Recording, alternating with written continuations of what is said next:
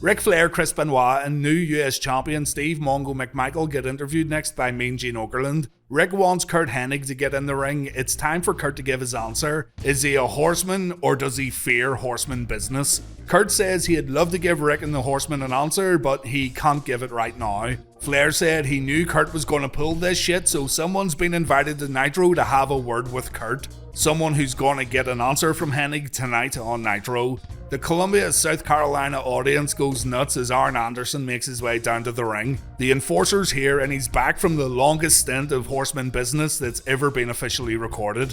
Arn admits that he was a wrestler of average speed, size and ability, but through sheer will alone, he ended up with a fantastic career. 4 months ago, 4 vertebrae were removed from Arn's neck. His left hand is too weak to hold the glass and too weak to button a button. Through sheer will again, Anderson has came a long way and he was doing better, but someone slapped him on the back while asking where he's been for the past lot of months, and that slap sent a jolt through the Enforcer. He dropped his bottle of water, and the last few drops of water falling out of that bottle were symbolic to Anderson. It was like the sand in an hourglass. Arn says it's too dangerous for him to wrestle again, and it also endangers the careers of Benoit and Mongo. Ric Flair gets visibly upset when Arn says he'd rather walk away than be anything else but the Enforcer in the eyes of the Nature Boy. Anderson says whether fans loved him or hated him, they knew Arn gave them everything he had, but the Enforcer has nothing left to give. Anderson wants fans to remember him for what he was and not what he is now.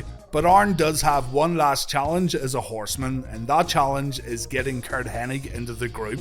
Anderson doesn't want to fight Curt, but he wants to challenge him to stand next to Ric Flair and lead Mongo and Benoit back to the glory that the Horsemen once had in professional wrestling. If Curt agrees, he won't just get a spot in the Horsemen, he's going to get Anderson's spot. Curt Hennig will become the Enforcer of the Horsemen if he accepts Arn's challenge. Curt says he knows a lot of people who would pass up this honour, but Curt says it would be a privilege. We finally have an answer. Curt Hennig has joined the 4 Horsemen and he's taken the spot of the Enforcer. A very emotional promo for sure, and you'll want to keep this one in mind because it gets revisited by the nWo next week and it leads to one of the more talked about moments of the WCW vs nWo battle. Good stuff though. The whole Curt Hennig thing was beginning to get a little tiresome, and it's good that the storyline has progressed a little. Also, great to see AA back on TNT. Check this one out in its entirety though, it'll be worth it for next week.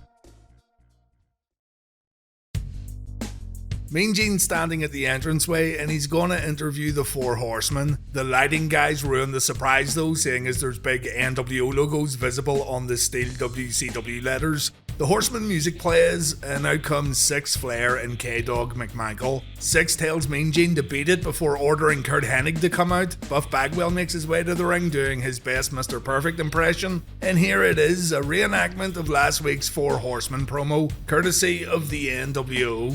I mentioned last week that you really need to see the original Horseman promo to appreciate this one right here, because it's all references to what was said in South Carolina. Syxx Flair says he's screaming at the top of his lungs and he doesn't even know why. He asks Buff Hennig if he's in or not. Is he a horseman? Buff says he can't give Syxx an answer. After doing an interesting Flair strut, Syxx says he knew Buff was gonna say that, so he brought along Arn Anderson. Out walks Kevin Nash wearing a neck brace and carrying a beer cooler.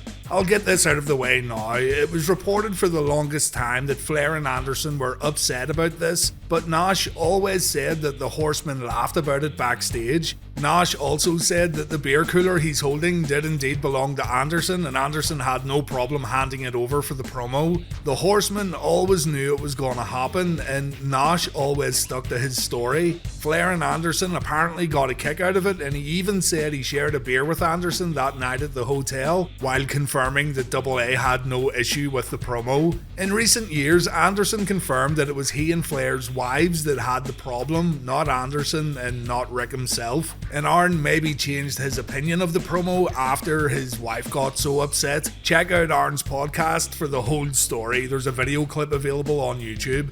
And guys, you can appreciate Anderson's career and still find the nWo promo amusing. It isn't hard. Kevin Anderson apologizes for being late. He was taking care of Horsemen business. He confirms that the beer's on ice tonight, and this makes Syxx do another strut. Nash says it's funny they'd honour Anderson today on Labour Day because the fans have always wondered when he would go into labour. When Nash starts talking about Anderson's career, repeating the lines about having average size and average ability, and adding in his average carpentry skills, Syxx Flair begins crying, and oh boy, the tears are flowing. Buff's doing his best not to laugh. Kevin Anderson says he got a neck injury and he lost a feeling in his left hand, the significance being that that's the hand he opens beer with. Anderson got himself to the gym. He didn't do any workouts, he just walked around. He then went to the pub and he bellied up against the bar, and some fat broad slapped him on the back. She was just like the women who used to follow the Four Horsemen all those years ago. He looked down at the bottle that fell out of his hand. It was just like the sand running out of an hourglass.